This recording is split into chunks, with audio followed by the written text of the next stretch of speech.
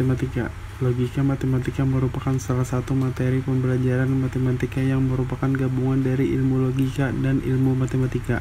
Logika berasal dari bahasa Yunani kuno, yaitu logos. Logos dapat diartikan sebagai hasil pertimbangan akal atau pikiran yang dinyatakan lewat kata atau bahasa.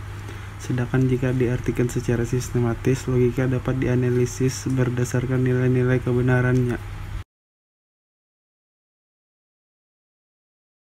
Definisi logika matematika. Logika matematika merupakan salah satu ilmu matematika yang banyak diaplikasikan dalam kehidupan sehari-hari, seperti contohnya dalam kepolisian. Ilmu ini digunakan untuk menganalisis kasus. Sedangkan dalam dunia komputer, ilmu logika matematika diterapkan sebagai media penarik kesimpulan. Dalam logika matematika, terdapat beberapa tahap yang dibahas, antara lain pernyataan, negasi, disjungsi, konjungsi, implikasi, biimplikasi, dan dua pernyataan ekuivalen, kalimat berkuantor, serta penarikan kesimpulan. 1. Pernyataan. Pernyataan yaitu kalimat yang mempunyai nilai benar atau salah, tetapi dengan pernyataan keduanya benar atau salah, sebuah kalimat tidak dapat ditentukan sebagai pernyataan apabila kita tidak bisa menentukan kebenaran dan kesalahan, dan bersifat relatif. Dalam logika matematika terdapat dua jenis pernyataan, yaitu pernyataan tertutup dan pernyataan terbuka.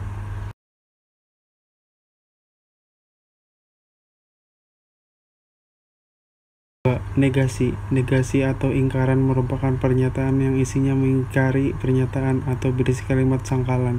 Negasi biasanya dibentuk dengan cara menambahkan kata tidak benar bahwa pada awal kalimatnya atau memberikan simbol pada awal pernyataannya.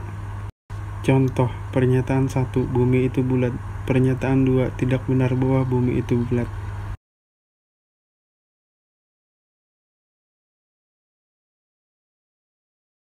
3. Konjungsi. Konjungsi yaitu pernyataan menjemuk yang dihubungkan dengan kata hubung dan atau disimbolkan dengan kutip atas. Pernyataan konjungsi hanya memiliki nilai benar jika keduanya pernyataan di dalamnya bernilai benar.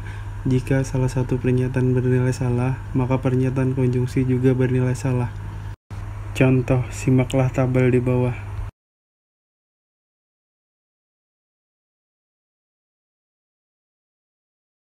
4. Disjungsi. Disjungsi adalah pernyataan menjemuk yang dihubungkan dengan kata atau yang disimbolkan dengan huruf V. Disjungsi merupakan kebalikan dari konjungsi. Pernyataan disjungsi hanya akan bernilai salah jika kedua pernyataan yang terdapat di dalamnya bernilai salah. Jika salah satu pernyataan bernilai benar, maka pernyataan disjungsi juga bernilai benar. Contoh, simaklah tabel di bawah. 5. Implikasi. Implikasi yaitu pernyataan menjemuk yang diawali dengan kata jika dan dihubungkan dengan kata hubung, maka yang disimbolkan dengan sama dengan. Misal, P sama dengan Q, dibaca P maka Q. Contoh, simaklah tabel di bawah.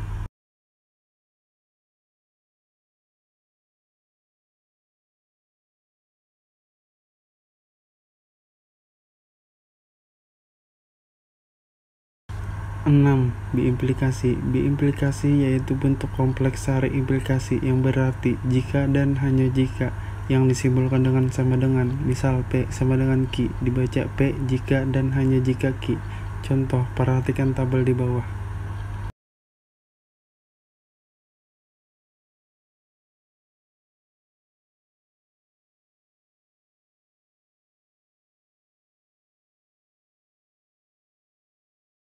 7.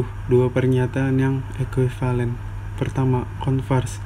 Converse merupakan kebalikan dari implikasi yang ditandai dengan pertukaran letak. Misalkan P sama dengan Q, maka converse-nya adalah Q sama dengan P.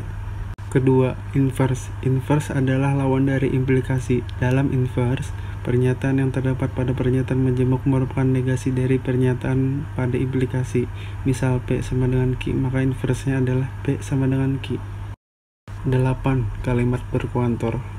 Kuantor pernyataan. Pernyataan kuantor yaitu bentuk pernyataan yang di dalamnya terdapat konsep kuantitas. Terdapat dua jenis kuantor, yaitu kuantor universal dan kuantor eksistensial. Kuantor universal digunakan dalam pernyataan yang menggunakan konsep setiap atau semua.